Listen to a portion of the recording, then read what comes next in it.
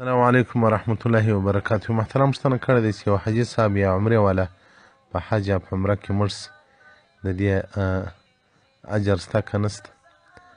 محترمه د بیبي عایشې صدیقې رضی الله عنها څخه روایت دی، قالت دې ویلي دي: من مات فی هذا الوجه من حاج او معتمر، که څوک په دغه لار باندې مړ سي، هغه که حاجي وي که معتمر وي عمرې والا وي، الله جل جلاله به حساب ورسره ونه کړي. الله جل جلاله به ورته ځه جنت ته ننوځه بې حسابه. دارالقطني جلد 2 صفحه 208 روایت کړی ده. او دغه رنګه د حسن بصري رحمت الله علیه څخه روایت دی چې رسول الله صلی الله علیه وسلم مبارک ویل دي: من مات فی مکة، که څوک په مکه کې مړ سي، فکأنما مات فی سماء دنیا، لکه په اول اسمان کې چې مړ سو. ومن مات فی احد الحرمین، که څوک په یو له دوه حرمینو کې مړ سي، حاجا او معتمرا، یا په عمره ورغلی یا د حج په نیت باندې، بعثه الله یوم القیامة لا حساب علیه ولا عذاب، نه به الله جل جلاله عذاب ورکړي او نه به الله جل جلاله حساب ورسره وکړي، بې حساب او بې کتابه به جنت ته بوسي. کنز العمال جلد 12 صفحه 201. او دغه رنګه یو بل روایت دی د رسول الله صلی الله علیه وسلم مبارک څخه ابو هریره مبارک روایت کړی دی، وایي: من خرج مجاهدا، که څوک جهاد ته ووځي مجاهد یا په لار باندې مړ سي، تر قیامته پورې کم غذاوې کېږي، په هغه کې به د ده حصه او ثواب وي.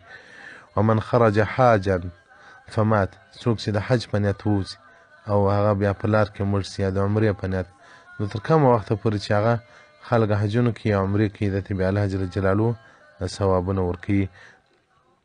بحر العمیق صفحه 98 الباب الاول فی الفضائل. نو الله جل جلاله دې موږ تاسو ته هغه د رسول الله صلی الله علیه وسلم مبارک په کور کې مرګ راکړي، ځکه عمر بن اختار راته مبارک به دا دعا کوله: او الله ته ماته شهادت را نصیب کړه او ستا د نبي په کور کې، نو هم شهید سوم، د رسول الله صلی الله علیه وسلم مبارک په کور کې شهید سو. نو دعا یې به کوو چې الله جل جلاله په حرمین شریفینو کې هغه موږ ته مرګ راکړي.